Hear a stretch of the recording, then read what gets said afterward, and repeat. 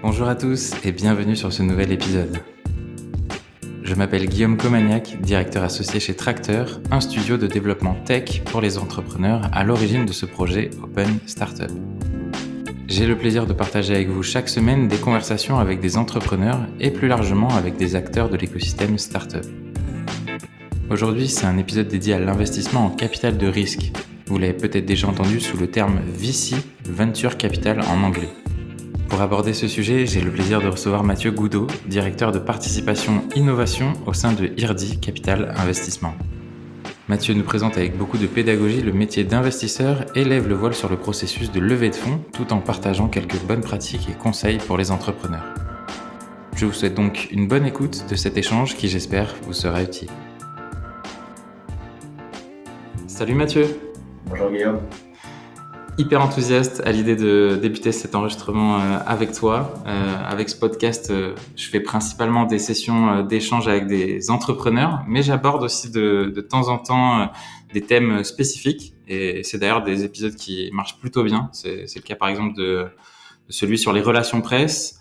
Et aujourd'hui, avec toi, on va parler de financement. Alors, j'avais déjà fait un premier épisode avec Corentin Orsini sur la partie démarrage, early stage et sur le rôle d'un business angel. Avec toi, ce que j'aimerais aujourd'hui, c'est qu'on aborde le métier d'investisseur VC, venture capitaliste, qu'on aborde ça et tu vas nous expliquer d'ailleurs ce que c'est ce métier par la suite. Parmi mes envies et le programme des thématiques que j'aimerais aborder avec toi, il y a aussi combien de temps ça peut prendre une levée de fonds, des conseils assez généraux, des choses qui fonctionnent bien lorsqu'on entreprend cette opération-là, des retours d'expérience par exemple de bonnes comme de mauvaises opérations avec les enseignements qu'il y a à tirer. Voilà, ça se veut assez introductif et accessible, donc je vais poser des questions qui vont parfois être un peu naïves. En tout cas, si un professionnel de l'investissement nous écoute, clairement, il apprendra peut-être pas grand-chose, mais si vous n'êtes pas dans ce profil-là, il y a des grandes chances que vous appreniez quelques trucs sur la route. En tout cas, je l'espère. Bref, ça fait une longue intro. Je vais te passer la main pour tout simplement te présenter, nous dire comment tu es arrivé à ce métier-là et nous présenter aussi peut-être la structure que tu représentes. Mais avec plaisir. Écoute, merci à toi en tout cas de cette invitation. Donc moi, je m'appelle Mathieu Goudot et je fais ce métier d'investissement depuis 13 ans. J'étais pas forcément destiné à faire ce métier. J'y suis rentré après d'assez longues études. Je faisais des études plutôt orientées pour la recherche et l'enseignement dans la mécanique des milieux continus, mécanique des solides, vraiment assez technique. Puis j'ai embrayé, plutôt que de passer l'agrégation, j'ai embrayé sur une école de commerce et j'ai complètement viré de bord puisque je suis parti, j'ai fait mon stage de fin d'études chez Goldman Sachs en salle de marché, faire de la structuration de produits dérivés, des choses comme ça. Donc il y avait de la modélisation, il y avait de la finance, mais finalement j'y trouvais pas mon compte en termes techniques. Et j'ai eu l'opportunité, alors c'était en 2007, j'étais chez Goldman Sachs pendant la crise des subprimes, donc c'était assez funky. Et j'ai eu l'opportunité de rejoindre un fonds d'investissement. Je connaissais à peine le métier du VC, qui avait une thèse d'investissement vraiment extraordinaire, en tout cas sur le papier. Et donc je suis parti sur la route de l'investissement. J'ai découvert ça aux côtés de Jean-Pascal Tranier, qui était l'ancien patron de Viventure, qui était le plus gros fonds digital dans les années 2000, un fonds qui pesait quasiment 800 millions en 2000 en Europe, c'était pas mal, et qui a totalement disparu après l'éclatement de la première bulle Internet. Et donc ce monsieur, Jean-Pascal Tranier, s'est recyclé, sans jeu de mots, dans un fonds, le premier fonds d'impact européen, qui s'appelait Aloe Private Equity. Ok, top. Donc c'est comme ça que je suis rentré dans le métier, et c'était du venture, un peu de cow-boy, parce qu'on faisait... à la fois, il y avait une thèse d'investissement très haut niveau, très Sciences Po, puisqu'on voulait apporter des technologies. Ouais, je t'interromps du doigt. Les gens le voient pas, mais je t'interromps du doigt juste pour que on vulgarise ce qu'on appelle thèse d'investissement. Ouais. Parce que le mot est déjà sorti 3 fois et je pense que ça aura aussi son importance dans ce que je fais les métiers de VC. Ouais, non, c'est hyper critique parce qu'effectivement, le métier de VC, il se trouve que c'est un métier. On est un peu plus que des brokers, un peu plus que des intermédiaires entre finalement l'offre et la demande. puisque on construit certainement pas la demande, puisque la demande c'est les entrepreneurs qui la font, mais on construit un peu l'offre aussi, c'est-à-dire qu'on va voir des asset managers, on va voir tous les gens qui ont de l'argent à placer, et aujourd'hui il y en a de plus en plus qui vont chercher du rendement dans le private equity, c'est-à-dire dans notre métier d'investissement en non coté. Et on va voir ces gens-là et on leur propose d'allouer une partie de des montants qu'ils ont à investir dans une classe d'actifs, c'est comme ça qu'on dit. Donc l'essentiel des asset managers, ils vont chercher de l'investissement obligataire, ils vont chercher des blue chips, donc des sociétés cotées, ils vont dans la tech, des sociétés cotées, et ils ont raison parce que c'est là qu'il y a de la valeur. Il y en a beaucoup plus à aller chercher là-dedans que dans le value investment à la Warren Buffett. Et donc, ils vont chercher beaucoup aujourd'hui du private equity. Private equity, c'est le mot large pour regrouper plein de classes d'actifs, de sous-classes d'actifs. Donc, le plus gros, ça s'appelle aussi private equity, c'est l'investissement, je dirais, c'est la transmission, c'est les LBO. Donc, on rachète des entreprises avec un effet de levier, un peu comme quand on achète un appartement.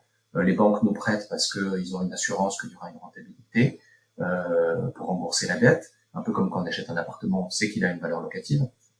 Et ensuite, il y a des plus petits segments, il y a le capital développement, etc. Puis ensuite, il y a le venture qui lui-même se décompose en plusieurs segments. L'amorçage qui vient peut-être juste après le business angel, quoique il y a des business angels qui interviennent jusqu'à l'amorçage. Et puis le capital risque. Voilà. Donc la thèse d'investissement, c'est déjà choisir ce qu'on veut, dans quelle classe d'actifs on veut investir. Et une fois qu'on a choisi notre classe d'actifs, c'est pas un très joli mot, mais une fois qu'on sait si on veut faire de la transmission patrimoniale ou qu'on veut faire de l'investissement deep tech en amorçage, il faut encore préciser et circonscrire un petit peu son terrain de jeu et bâtir une thèse d'investissement en disant voilà, moi je vais investir que dans des sociétés qui ont le potentiel d'être des licornes. Finalement, ça peut paraître évident que tout le monde a envie de faire ça, mais c'est pas le cas. Il y a des gens qui sont prêts à investir dans des boîtes qui ne pourront pas absorber plus que 5 millions d'euros, mais qui pourront peut-être faire un très joli multiple quand même. Donc ça va dépendre, est-ce que je vais chercher que des boîtes qui sont sur des marchés géants, hyper scalables, ou est-ce que je vais chercher des boîtes hyper deep tech qui pourront se faire racheter, qui n'ont pas forcément le potentiel pour devenir des billion dollars compagnies, mais qui peuvent se faire acheter sur la base d'une valeur technologique, bien avant même de faire des revenus.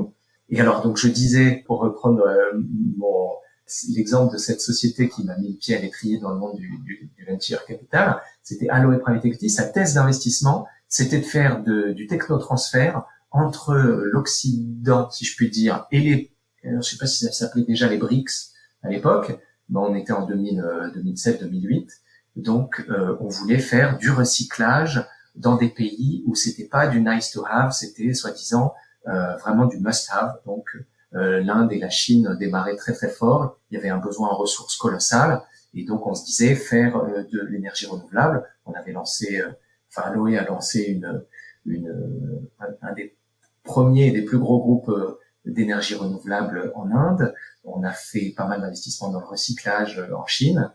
Donc voilà, l'idée c'était d'amener un peu ces technologies ouest européennes ou américaines sur ces territoires hyper profonds avec des demandes de marché importantes.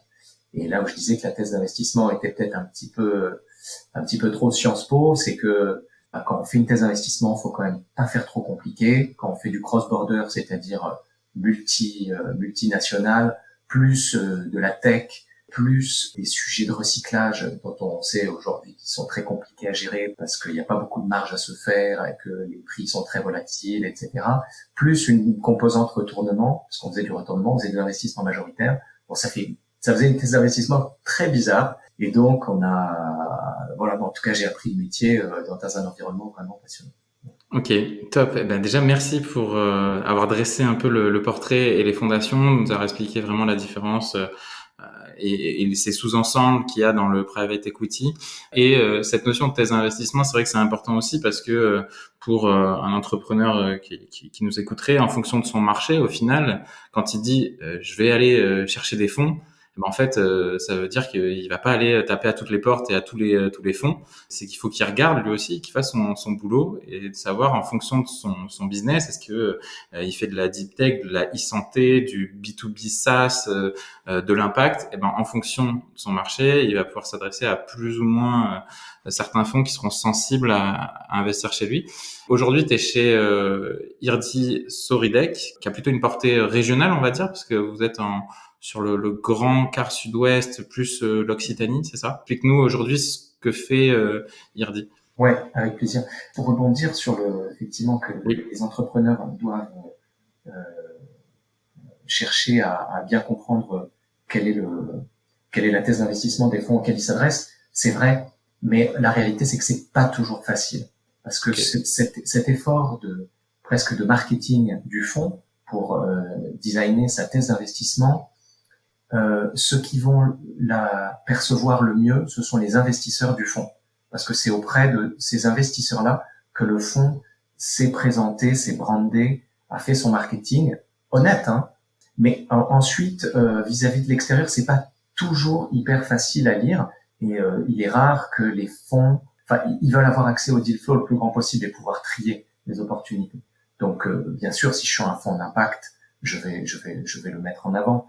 Mais là où la frontière est souvent un peu floue, c'est à quel stade de maturité je vais commencer à regarder les opportunités, à quel stade de maturité je ne les regarde plus. Ça, c'est pas toujours très facile à lire pour les entrepreneurs. Donc le côté voilà, maturité des opportunités que je regarde, ça c'est souvent les entrepreneurs ont un peu du mal à le percevoir quand ils rencontrent les fonds, mais ils finissent toujours par avoir un échange qui leur permet de mieux comprendre.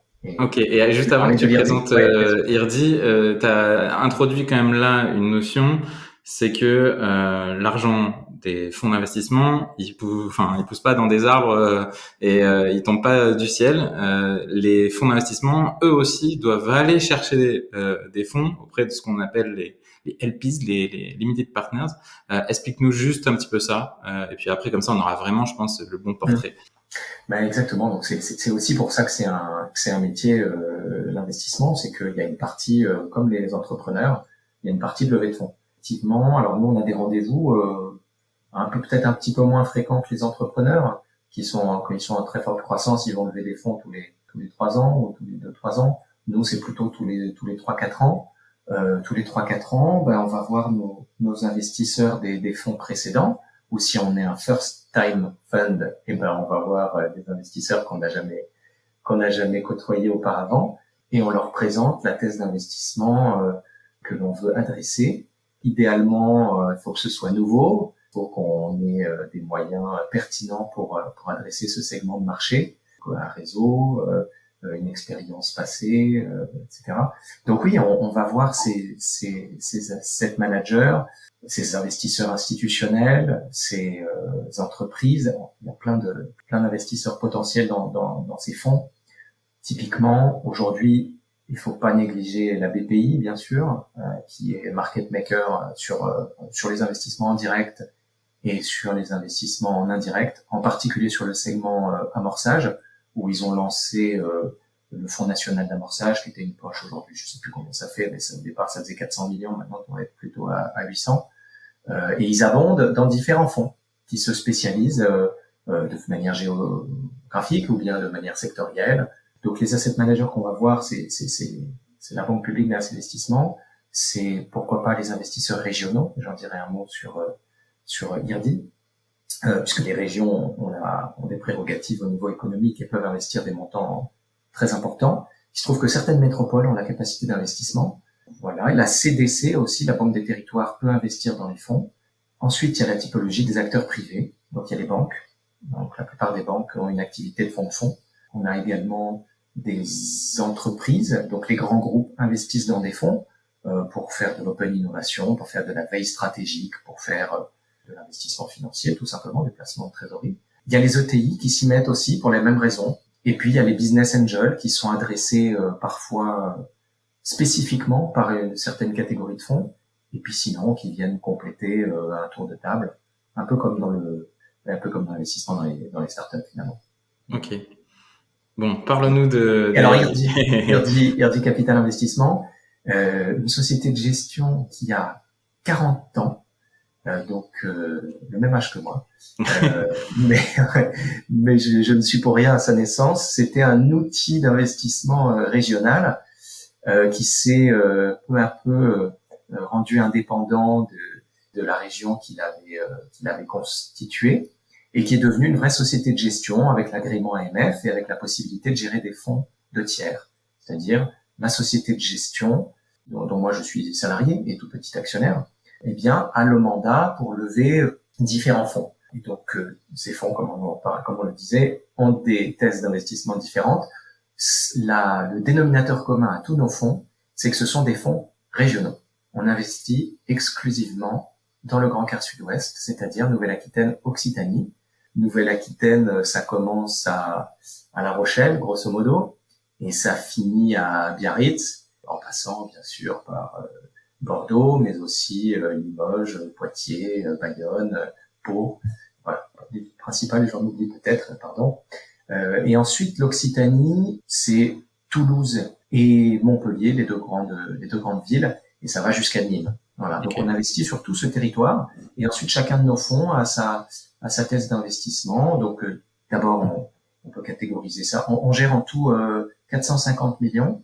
On doit avoir 300 sur la partie capital développement et 150 sur la partie innovation. Ok, ça dresse déjà un bon portrait.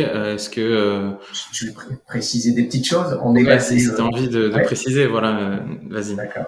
Et ben les précisions, c'est qu'on on se veut être un investisseur de proximité, donc on a des bureaux pas seulement basés à Toulouse, qui était le siège historique. On a des bureaux à Montpellier, puisqu'on avait fusionné il y a quelques années avec Soridec, qui était une structure de l'Est de l'Occitanie. Et on a des bureaux depuis 4 ans, voilà, que j'anime avec mon collègue sur le Cap d'Ève, bureau à Bordeaux également. Ok. Moi, ce que je voulais aussi savoir, c'est à quoi ça ressemble un peu une journée ou semaine type. Alors, c'est toujours la question un peu piège, je sais, mais tu vois, quelles sont les grandes composantes de ton métier? Parce qu'il y a à la fois, j'imagine, une partie veille stratégique, de lecture de certains dossiers, il y a à la fois des opérations un peu plus avancées en termes de discussion, jusqu'au closing, en fait. Ça ressemble à quoi en fait? Qu'on comprenne bien, investisseur, c'est pas juste quelqu'un qui voit passer des dossiers et qui dit OK, on met tant sur tel projet. Enfin, c'est beaucoup plus complexe que ça. Raconte-nous.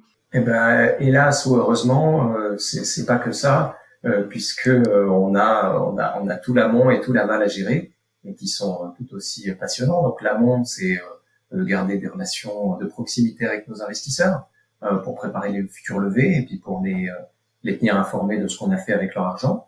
Et lorsque c'est de la smart money, parce que nous on a par exemple EDF, Total, Airbus, Invivo, Pierre Fabre, on a un certain nombre de grands groupes, et j'en oublie, qui sont investisseurs dans nos fonds. Donc c'est des gens avec lesquels on a des relations régulières, qui nous aident aussi à avoir un regard pertinent sur les opportunités d'investissement que l'on voit passer.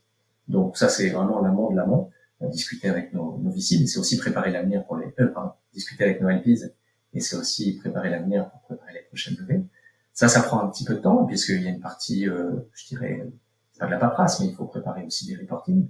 Et ensuite, effectivement, on participe, ou j'ai presque envie de parler à l'imparfait, on participait à des événements start-up. Alors, je parle pour moi, parce que moi j'ai mes collègues en Cap Dev, ils font beaucoup de routes pour aller voir les entrepreneurs. Sur le site. Ouais, d'être sur le site, d'être dans le bon tempo lorsque ces gens-là ont des projets de transmission patrimoniale, des projets de Cap Dev. C'est vraiment du close combat, presque. Nous, on a la chance en VC d'avoir souvent des événements start-up qui vont rassembler un petit peu les pépites d'un territoire. C'est vrai qu'il y en a eu beaucoup moins cette année passée, hein, mais là ça va redémarrer. Donc ça c'est du temps et c'est hyper précieux. Voilà, on part en voiture ou en vélo si c'est à Bordeaux intramuros, et puis on va rencontrer les startups de tel ou tel incubateur. Il y en a de plus en plus. Donc ça c'est une partie du temps, et puis ensuite effectivement et tout cela se fait en parallèle, hein. Ensuite il faut passer du temps pour étudier les dossiers. Donc on essaie de faire ça en binôme.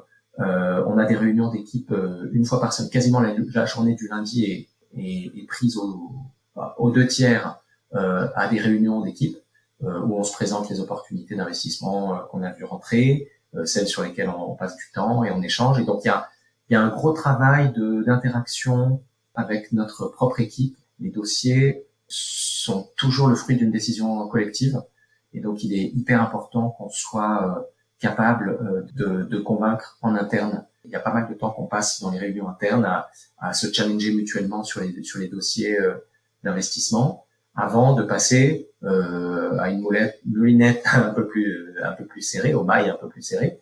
On passe devant un comité d'investissement. Bon, il se trouve que la plupart des investisseurs du front office comme moi, donc le front, c'est les gens qui sont sur le terrain pour chasser les opportunités, ceux qui s'appellent les directeurs d'investissement, terme un peu pompeux, parce que oui, on dirige nos investissements, on dirige pas grand-chose d'autre, mais c'est déjà pas mal. Donc on est aussi membre du comité d'investissement, et voilà, donc on se challenge, et une fois qu'on a l'impression qu'on va emporter le morceau, ben on élargit l'audience à l'équipe de gestion. Plus souvent, il y a des membres du directoire de la société de gestion. Donc, on fait pitcher l'entreprise, on prépare une note avec des due diligence, c'est-à-dire le résultat de toute notre enquête, marché, finance, techno, et on donne aux entrepreneurs la possibilité de pitcher leur projet devant le comité d'investissement. Donc, il faut préparer cette note, il faut aller sur le terrain, il faut faire ses due deals, tout ça. On passe cette étape. Alors, chez nous, on appelle ça un grand oral, c'est un peu Sciences Po. Donc, le grand oral étant passé, on se réunit en comité d'investissement, on dit go, no go, à quelles conditions. Souvent, les conditions ont déjà été préalablement en temps masqué, si je puis dire, discutées avec l'entrepreneur. Donc, on sait si ça a des chances d'aboutir ou pas. On ne présente pas des choses qui n'ont aucune chance d'aboutir.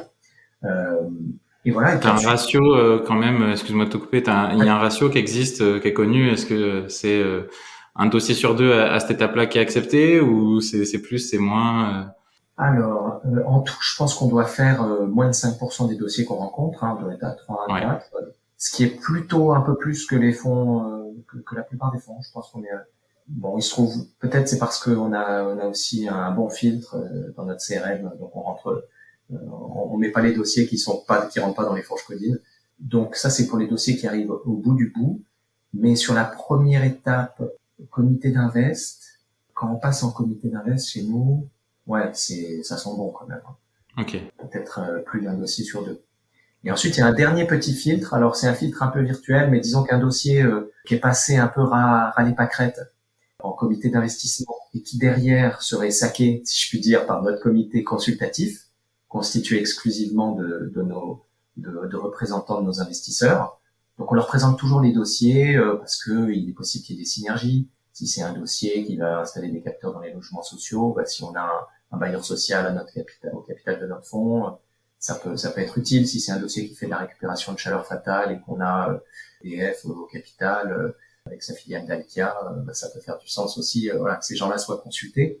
Donc, il peut y avoir un peu de perte en ligne sur la dernière étape qui est seulement consultative.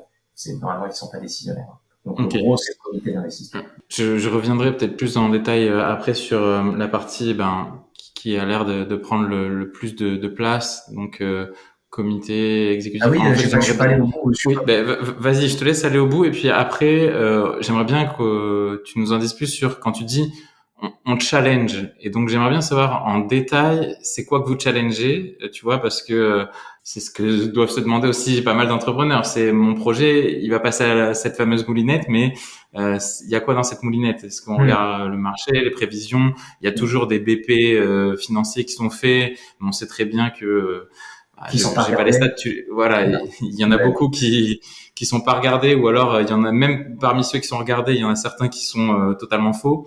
Bref, il y a les fameux pitch decks, en effet. Bref, et qu'est-ce que vous regardez dans cette partie challenge? Et puis la due deal aussi, j'aurais peut-être quelques questions un peu plus précises. Mais je te laisse aller au bout du bout, jusqu'au closing au final. Ouais, oui, parce que tu me posais la question sur le temps passé. J'ai omis quand même un gros morceau qui est qu'une fois qu'on a fait l'investissement, et là, c'est assez time consuming. Effectivement, une fois qu'on a passé je dirais le comité d'investissement, qu'on a pu shooter une LOI, la lettre d'intention, donc elle est standard aménagée. Donc on n'a pas besoin de juriste, on fait ça comme des grands. Ça nous prend une après-midi de moduler term sheet pour qu'ils correspondent à l'investissement et aux négociations préliminaires qu'on a pu avoir avec les fondateurs ou les fondateurs de la société qu'on regarde.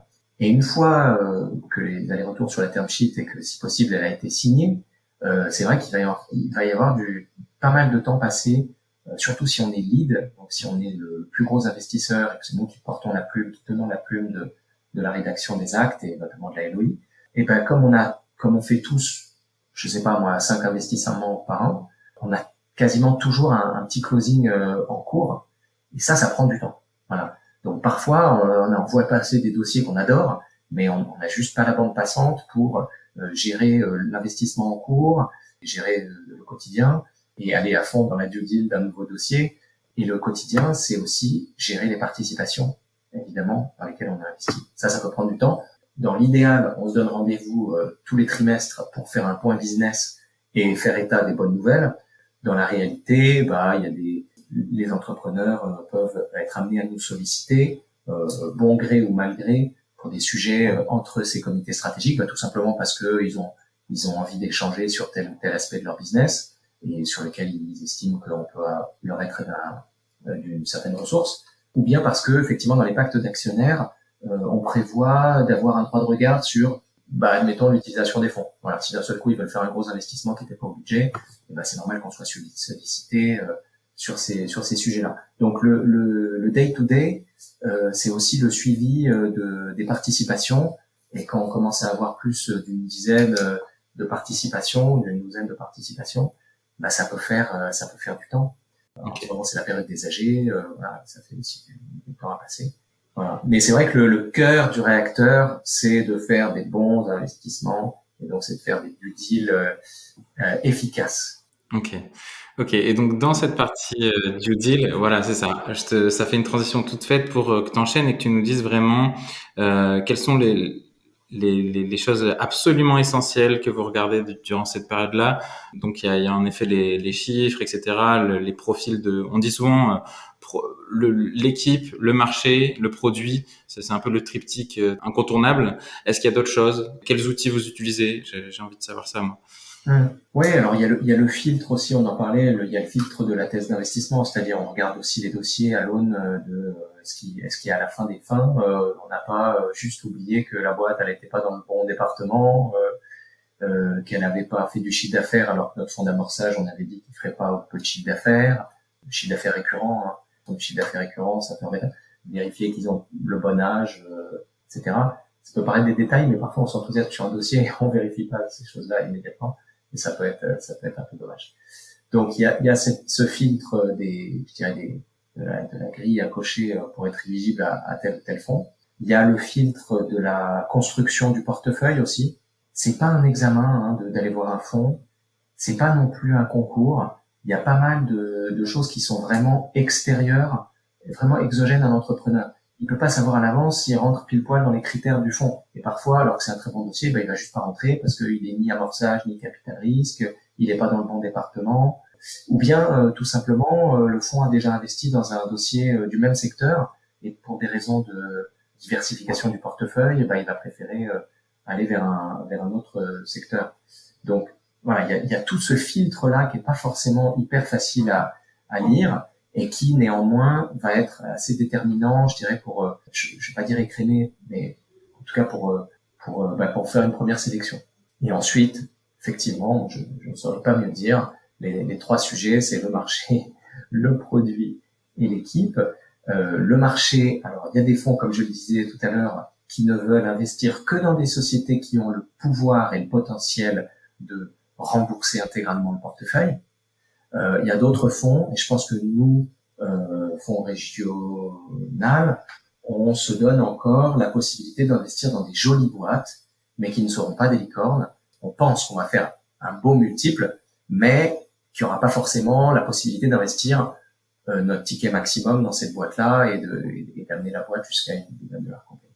Donc, le marché, oui, c'est important. C'est vrai que des marchés en dessous de 50 millions, faut pas y aller. Il y a des fonds qui n'investissent pas dans des marchés en dessous de 400 millions. Il y en a qui vont encore au-delà. Ça, c'est un critère important. Alors, dans l'amorçage, parfois le marché est pas encore existant. Donc là, Il faut, donc typiquement, là, on est en train de closer une opération dans la récupération de chaleur fatale. C'est un gisement qui représente à l'échelle européenne l'équivalent de 20 centrales nucléaires. C'est de la chaleur industrielle qui part aux petits oiseaux et qui n'est pas récupérée, donc pour faire potentiellement quelque chose. Donc on sait qu'il y a un gisement, mais est-ce qu'il y a un marché de la récupération de chaleur fatale? Oui, il y en a un petit peu sur les chaleurs haute température qui peuvent être récupérées pour faire de l'électricité immédiatement, mais les chaleurs moyennes et basse température, aujourd'hui, il n'y a pas de marché. Donc tout l'enjeu de la société qu'on regarde, c'est de construire ce marché. Et construire ce marché, ce n'est possible que si leur solution va donner des débouchés ATRI attractifs à l'installation de leur technologie. Donc finalement techno et marché peuvent aller main dans la main. Et un marché peut s'ouvrir avec l'émergence d'une techno et la mise à l'échelle d'une techno pour qu'elle fasse baisser. Bah, typiquement, voilà, le solaire, c'est une électricité, c'est une énergie gratuite.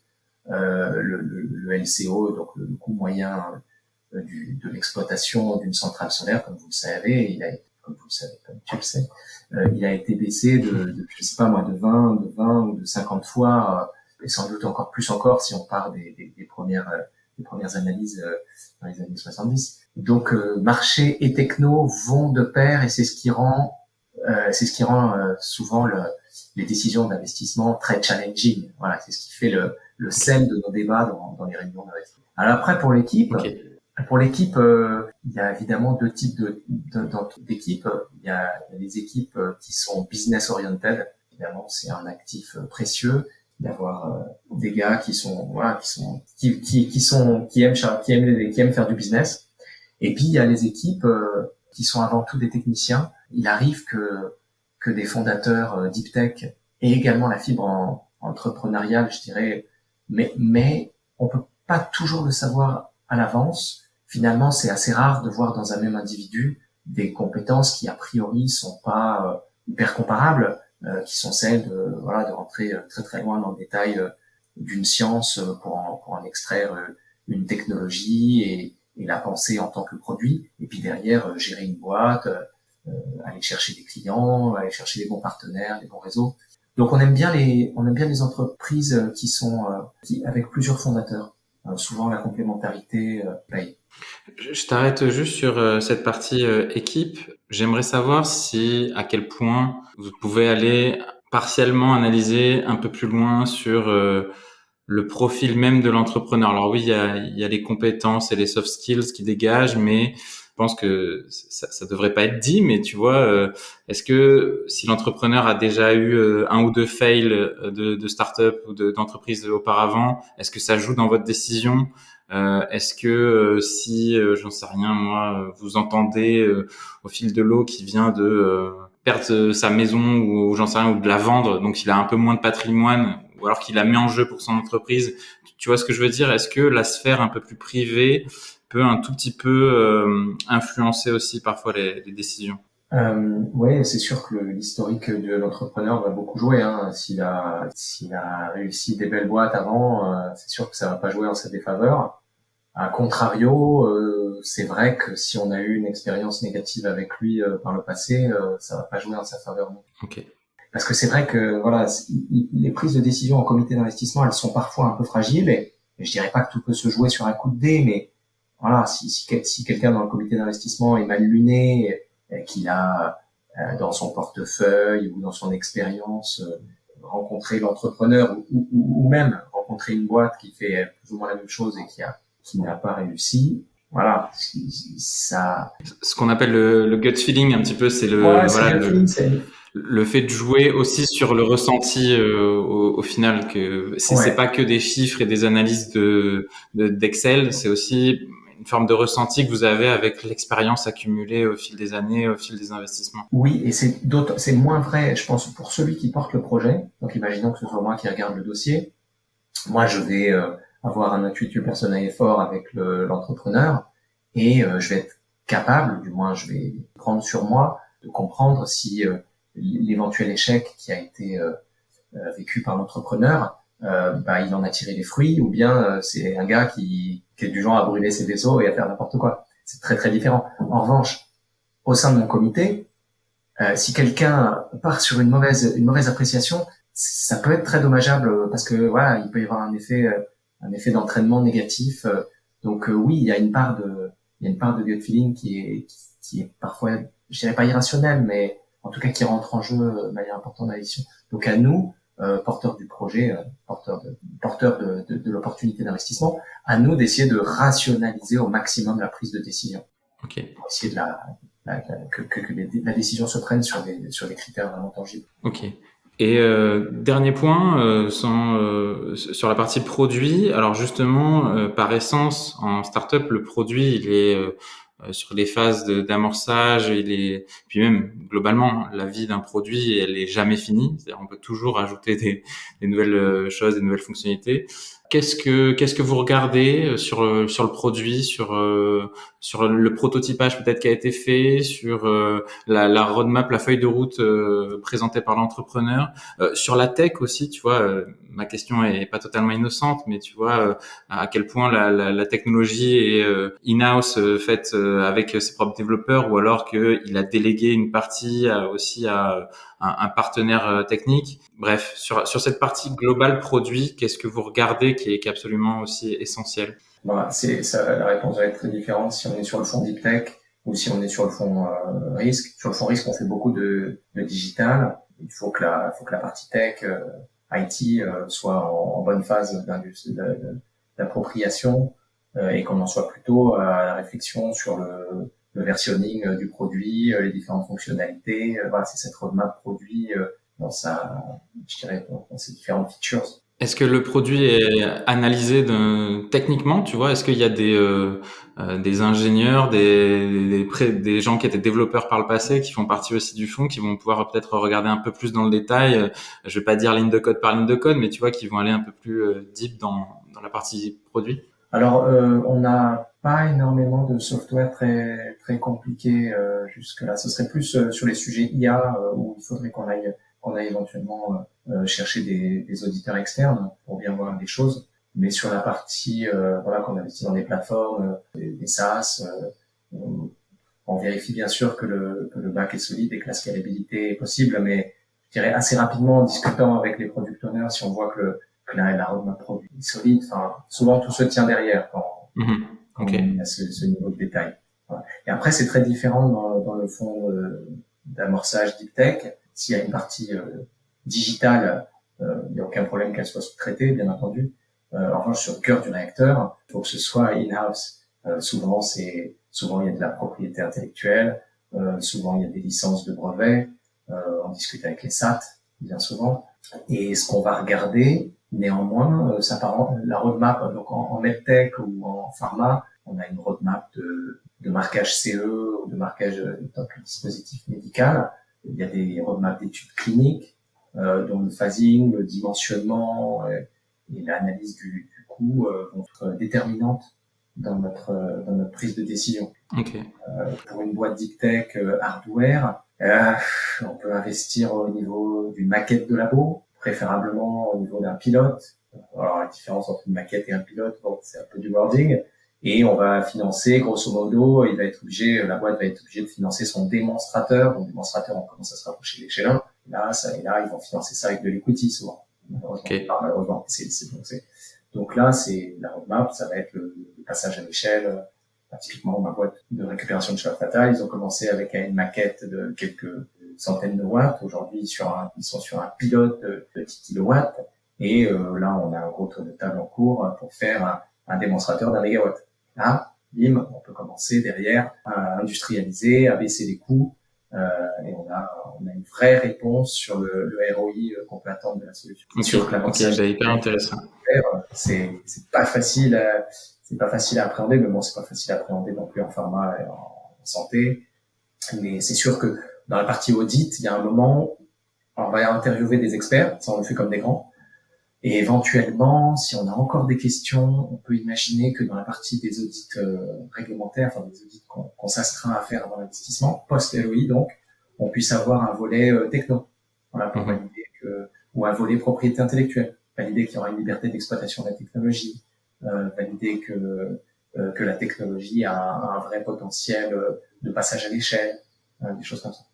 Ok, donc moi ce que je comprends, c'est que c'est marrant parce que c'est des choses qu'on dit énormément aux entrepreneurs que nous on accompagne, mais la documentation au final est hyper essentielle et elle va aider lors du processus de levée de fonds. C'est sûr que entre un projet qui a construit le produit, mais qui s'est pas arrêté pour prendre du recul, pour expliquer vraiment comment il a fait le produit, comment s'opère le produit, comment on va se connecter avec le produit. C'est dommage parce qu'au fait, si cette documentation est faite, ça peut être un argument de plus, ce que j'entends, lors de cette phase de vérification, de montrer qu'il y a une vraie réflexion sur ce sujet-là. Et bref, bon, je digresse, mais le temps passant, j'aimerais au moins qu'on termine.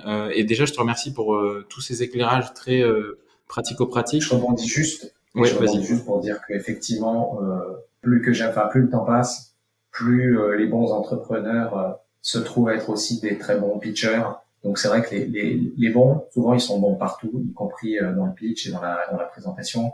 Et donc je vous cache pas que belle présentation, quand je dis une belle présentation, ça fait la différence. Et c'est aussi parce qu'on sait que c'est pas du flanc. Les gars qui ont fait cet effort-là, cet effort de synthèse, cet effort d'articulation, cet effort de pédagogie. C'est des gars qui ont des qualités précieuses.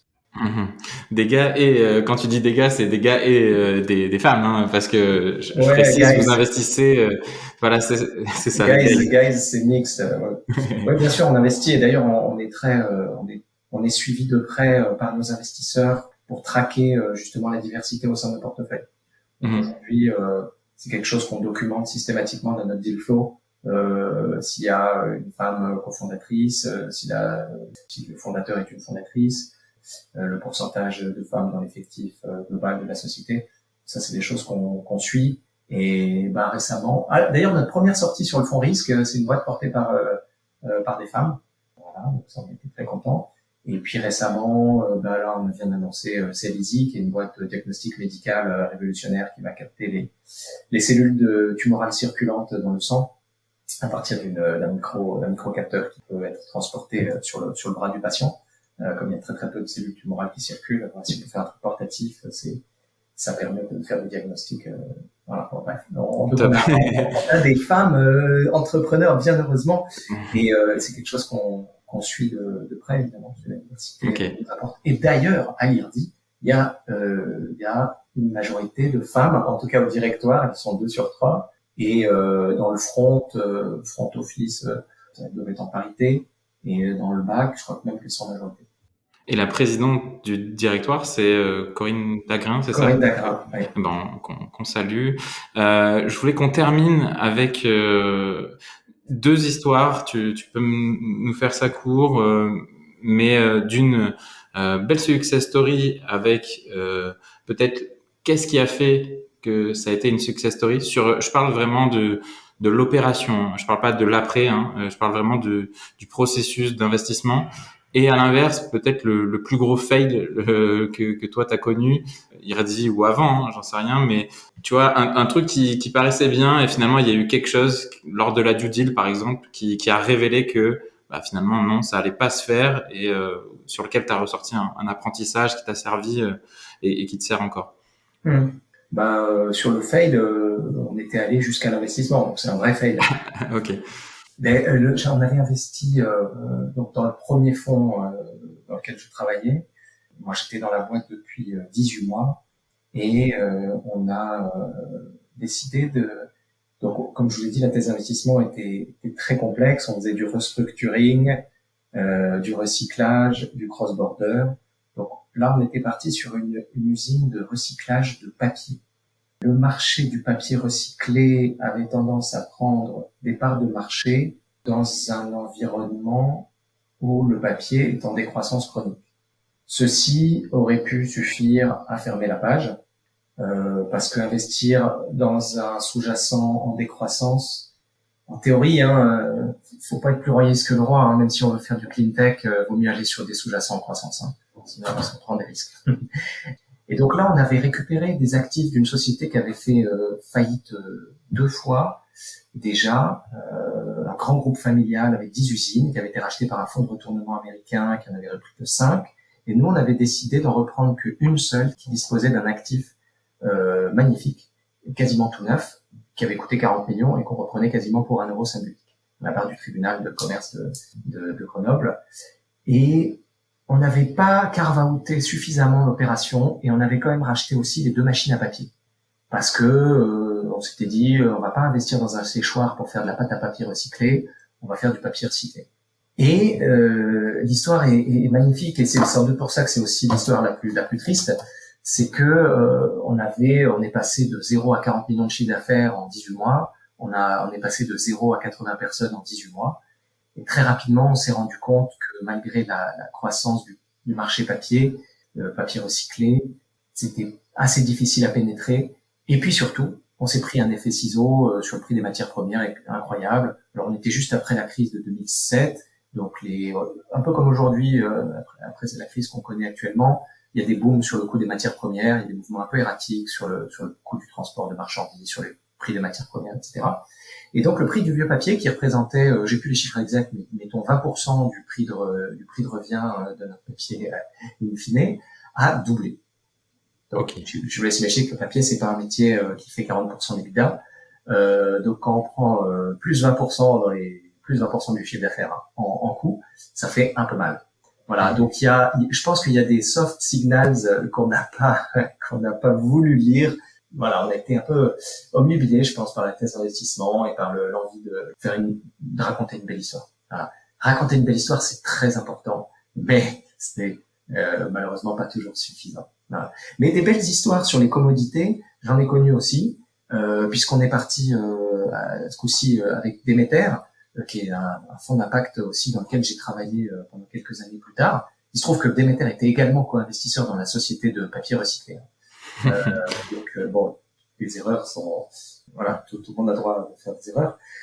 Donc dans les commodités, on a investi par exemple dans une très belle histoire qui progresse bien aujourd'hui, puisqu'on avait investi dans Insect, on était les premiers investisseurs avec Emertech qui a fusionné avec Déméter depuis, dans cette société. Mais je dois avouer que même si aujourd'hui c'est une licorne ou une licorne to be, l'histoire qui se déroule aujourd'hui n'est pas exactement l'histoire qu'il y avait dans le dossier d'investissement de Insect au tout départ, puisque la société est née au Génopole d'Ivry et ils étaient partis avec de l'API très solide, sur de la récupération de molécules à très haute valeur ajoutée sur les insectes. Donc ils ont développé des compétences de croissance des insectes, etc. Et ce n'est que plus tard qu'on est parti sur un mass market qui est celui du remplacement des farines de poisson pour faire des farines hautement riches en protéines à partir d'insectes.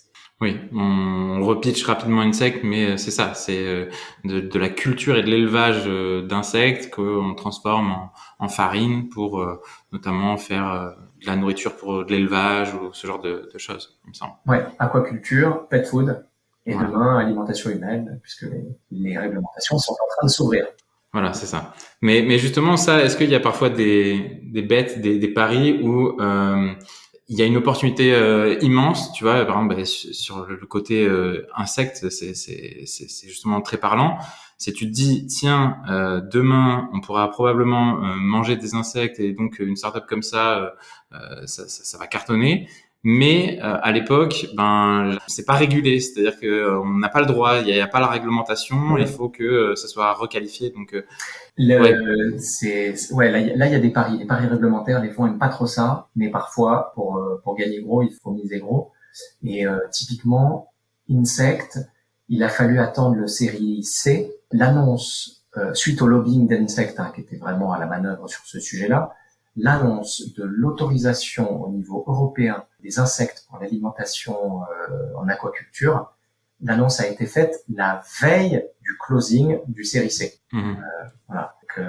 Donc c'est pour dire que entre-temps, il y avait eu déjà pas mal d'investisseurs, plus de 10 millions investis, sur la thèse d'investissement d'un changement de paradigme, d'un besoin sur les protéines animales. Voilà, là les données McKinsey étaient au rendez-vous. On sait que c'est des marchés où la ressource est en déplétion, où il y a en plus un sujet environnemental majeur, puisqu'on racle le fond des océans, on va récupérer les poissons pour nourrir les poissons. Voilà, un problème environnemental majeur qui se double d'une demande en protéines en forte croissance, une tension sur les prix, et d'un outil de production qui sont les insectes, qui sur le papier apporte une réponse extrêmement vertueuse en termes de taux de transformation. Finalement, combien je leur donne en calories céréalières, pour combien de calories protéines elles me donnent à la sortie. Voilà, donc oui, parfois il suffit de quelques équations, quelques grandes lignes pour bâtir une thèse d'investissement. Mais derrière, vous imaginez bien, quand on voit la taille de l'usine d'insectes, les étapes de financement successifs se sont chacune faites sur la base de nouvelles problématiques, de nouvelles inconnues, de nouveaux paris. C'est ce qui fait l'intérêt du métier, c'est que même au sein d'une même boîte, à chaque tour de financement, c'est pas le même projet, c'est pas la même histoire qu'il faut pitcher, quoi. Ok. Ben top, hyper intéressant ces deux points de vue là. J'avais à cœur de te poser cette question. Je vais finir avec trois questions pour terminer. Je te les donne d'affilée si tu veux. La première, c'est quel conseil tu donnerais à quelqu'un qui aimerait aller travailler dans le métier de l'investissement, le métier de VC. Deux, quelle est la qualité absolument essentielle, ou en tout cas celle que toi tu regardes chez les différents entrepreneurs que tu rencontres. Et la dernière, c'est une question que je pose assez régulièrement, c'est voilà, si tu as un livre à recommander ou une ressource particulière. Voilà, je te refais les trois questions, mais je pense que tu les as bien notées. Okay. VC, qualité et un livre. Et ben sur les ressources, je vais garder le mot. Il y a un livre qui a été écrit par des anciens de McKinsey justement, qui s'appelle Resource Revolution. Je sais pas s'il a été traduit en français, qui est vraiment fantastique sur les drivers de la je sais plus combien il parle, de la troisième ou quatrième révolution industrielle, qui est vraiment très très stimulant. Okay. Voilà, sur des opportunités qui peuvent se faire jour dans cette nouvelle économie. Ensuite, qualité des entrepreneurs. Il y a tellement de paramètres que c'est difficile à dire, mais toi, Mathieu, hein, je dis pas que c'est la qualité que regardent tous les fonds, mais je dis toi, Mathieu, qu'est-ce que toi tu regardes particulièrement, ou en tout cas à quoi tu es sensible? Non, mais moi, ce qui est le plus, hélas, ou tant mieux, enfin c'est comme ça. Mais dans les sociétés deep tech, on peut pas regarder que ça, parce que comme je l'ai dit, c'est rare que l'équipe soit complétée par l'esprit business. Il n'est pas anormal que le fondateur ne soit pas nécessairement doté de cette qualité, puisqu'il est déjà un super technologue, ou technicien ou scientifique. Mais non, la qualité la plus impressionnante, c'est la qualité de la. Vous savez, quand un entrepreneur sait qu'il a de l'or entre les mains, je sais pas, il y a une cohérence dans son propos, il y a une capacité de conviction, il y a une hiérarchisation des challenges et des problématiques à adresser qui se fait naturellement, et on a vraiment l'impression on a envie d'y croire, quoi. On sait que ce mec-là, il va dérouler son plan et il va casser la baraque. Donc voilà, une forme de passion en fait. Ouais, c'est la passion, bien sûr. C'est la passion et la capacité de convaincre, mais c'est aussi des gens qui ont souvent réfléchi en long, en large et en travers à leur chance de succès. Voilà. Mais ce que j'ajouterais quand même en petite aparté, c'est que, et ça répond un peu à la question du VC, c'est que voilà, moi, je pense que tout le monde, tous les entrepreneurs qui ont envie de faire du VC, super, hein, même les jeunes qui veulent faire ça, c'est un métier hyper passionnant. On voit des choses fantastique en permanence, on rencontre des gens extraordinaires, on voit des technologies d'avenir en permanence. Donc c'est un métier passionnant, je ne vais pas dire le contraire, mais moi je vois autour de moi 100% de mes amis qui se sont lancés dans l'entrepreneuriat ont réussi. Et quand je dis ont réussi, ils ont très bien réussi. C'est un truc de dingue. On vit une époque où des esprits bien faits, résilients, cohérents, passionnés bien sûr, et travailleurs et sachant s'entourer, ça c'est vraiment hyper important bien sûr. Ils réussissent tous, et quand je dis qu'ils réussissent tous, c'est que voilà, moi j'ai plusieurs copains qui ont vendu des boîtes à plusieurs dizaines de millions, plusieurs copains qui ont levé plusieurs dizaines de millions. Donc oui, le VC a de l'avenir, ça c'est clair, et l'entrepreneuriat sans doute davantage. Voilà. Ok. Et d'ailleurs, je le dis maintenant qu'à la toute fin de notre échange, mais lever des fonds n'est pas une fin en soi, et on peut faire des belles boîtes sans lever des centaines de milliers d'euros.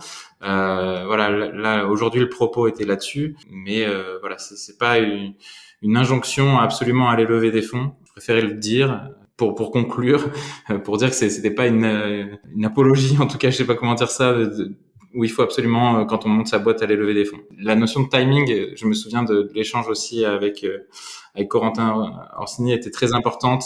Il y a des moments où on a besoin de fonds, mais il faut que ce soit, encore une fois, tu as dit les mots cohérence, etc. Ça s'insère et ça s'inscrive dans quelque chose qui fasse du sens pour l'entreprise. Et lever des fonds pour lever des fonds n'est souvent peut-être pas une bonne option. Ouais, mais ça, là, j'adhère à 100%. En plus, quand on va lever dans un mauvais tempo, on se casse les dents. Ce qui est dommage parce qu'il y a vraiment beaucoup d'argent sur la table à investir. Donc, il faut y aller au bon moment si c'est l'option qu'on choisit effectivement pour financer sa croissance. Top. Voilà, c'est sûr qu'on lève de l'argent, mais après on se tape les VC sur le dos. Mais on le sait, au moins on le sait, on apprend à se connaître et puis c'est une belle aventure. Hein, la plupart du temps, comme ça se passe très bien. Top. Merci beaucoup, merci infiniment Mathieu pour avoir vraiment abordé le sujet avec beaucoup de pédagogie, beaucoup d'explications très concrètes. Donc je te remercie vraiment pour ça. C'était très utile. Moi j'ai appris des trucs. J'espère que les gens qui nous écoutent aussi. Pour les gens qui aimeraient te contacter, le plus simple c'est LinkedIn. LinkedIn, ouais, ou par email. Ou par email, ok. Mathieu.Goudot@tirdi.fr. Ok, je partagerai ça dans les notes du podcast et puis moi j'espère à très vite dans un nouvel événement startup. Puis bonne continuation, plein de succès dans tes futures opérations. Merci Mathieu. Merci beaucoup et merci pour ton invitation. Merci pour votre écoute. J'espère que vous avez passé un bon moment et appris des choses. Avant de partir, je vous invite, si vous le souhaitez, à partager ce podcast. Par exemple sur LinkedIn, cela pourrait être intéressant pour une personne de votre réseau et ça m'encourage à enregistrer toujours plus d'épisodes. D'ailleurs, tant que je suis dans les remerciements, merci à la société Tracteur qui soutient et permet à ce projet Open Startup de se développer. Je vous dis à très bientôt dans un nouvel épisode. Portez-vous bien.